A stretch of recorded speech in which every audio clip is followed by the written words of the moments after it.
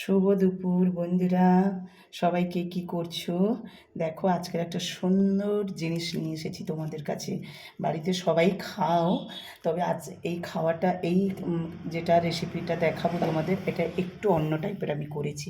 Please তোমরা বাড়িতে try করো। একদম শর্ট জিনিস, হাতের মাথায় সব কিছুই থাকবে, নিয়ে শুধু চেষ্টা করো। আর একটা কথা যেটা আমি করব, সেটা হচ্ছে এই দেখো, ডালের মাখা।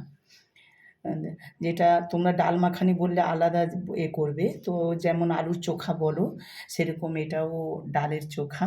তো আমি ডাল মাখানিটা দেখো আমি কী কী রেসিপি নিয়েছি তোমাদের জানিয়ে দিই আগে, কী কী জিনিসগুলো নিয়েছি। এই যে আমি মশলা দেওয়া বড়ি বাড়িতে করেছি, এটা এটা যদিও কারোর বাড়িতে না থাকে, সে বাজারে সাদা বড়ি যেটা বলে ওটা তোমরা নিয়ে আসতে পারো। এবং দেখো, ভাজা লঙ্কা একটু দিতেই হবে বন্ধুরা। তো যদি বাচ্চাদের খাওয়াতে চাও সেটা স্কিপ করে যেতে পারো, বয়স্ক মানুষরা যদি খায় তাহলে সেটা আমি বলছি পরে, তো এটা স্কিপ করতে পারো। তো না হলে নিজেদের টেস্টের জন্য এটা অবশ্যই রাখা দরকার। এবং এই রসুন একটু ভেজে নিয়েছি। আর এই দেখো পেঁয়াজ, কাঁচা পেঁয়াজ দেই না এখানে। দেখো আমি একটু পেঁয়াজকে হালকা করে ভেজেছি, এই দেখো, পুরো ভাজি না কিন্তু, জাস্ট একটু ব্রাউন কালার হবে, তারপর তুমি নামিয়ে নেবে। তো এটাই হচ্ছে। এবং সর্ষের তেল দেবো, লবণ দেবো। আরেকটা আমার টিপস আছে যেটা আমি তোমাদেরকে জানিয়ে দিই। যখন কোনো মসুর ডাল হোক, মুগ ডাল হোক, যখন এরকম সেদ্ধ করবে কাপড়ের মধ্যে, আমি ভাতের মধ্যে দিয়েই করেছি, কাপড়ের মধ্যে রেখে। তো যাই হোক, কাঁচা লঙ্কা বন্ধুরা প্লিজ দুটো দেওয়ার চেষ্টা করবে, একটা কি দুটো। এটা খুব সুন্দর একটা ফ্লেভার ছাড়ে। মানে যখন তুমি ডালে চোখাটা করবে, এই সব সরঞ্জাম দিয়ে খুব সুন্দর একটা ফ্লেভার ছাড়ে। তবে দেখো বন্ধুরা, আর বেশি দেরি করব না, আমি দেখাচ্ছি তোমাদেরকে। এই দেখো, এটা নিয়ে নিলাম। তো আমি এটা সর্ষের তেল, লবণটা দেবই। তো আমি আমি এটা লবণটা আমি একটু লবণটা আমি একটু পরেই দিচ্ছি বন্ধুরা, আর সর্ষের তেলটা একটু পরে দিচ্ছি। আগে এই জিনিসগুলো সংমিশ্র হয়ে দেখেছো, কাঁচা লঙ্কাগুলো, আর সত্যি একটা সুন্দর গন্ধ ছাড়ে। প্লিজ তোমরা বাড়িতে এটা একটু ট্রাই করো। আর করে আমাকে অবশ্যই জানাবে যে দিদিভাই সত্যি খুব ভালো লেগেছে। এই দেখো, ভাজা রসুনটাকে তো একটু হাতে দলেই নেব, না হলে মিষ্ট হবে না। তো এই আর এই পেঁয়াজটা যেটা বলে রাখি, এই পেঁয়াজটা যখন এই হালকা ভাজার, কারণ কি কাঁচাও অনেকে দিয়ে খায়, তো কাঁচা কাঁচা পেঁয়াজ না দিয়ে এই জাস্ট একটু এরকম নেড়ে নেবে।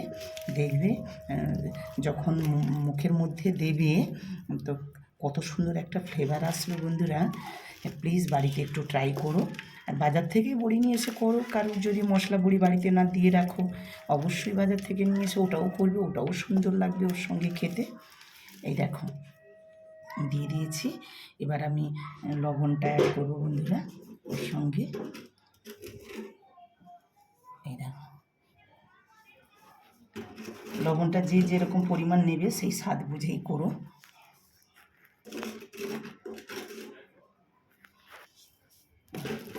এবার সর্ষের তেল একটু দেব।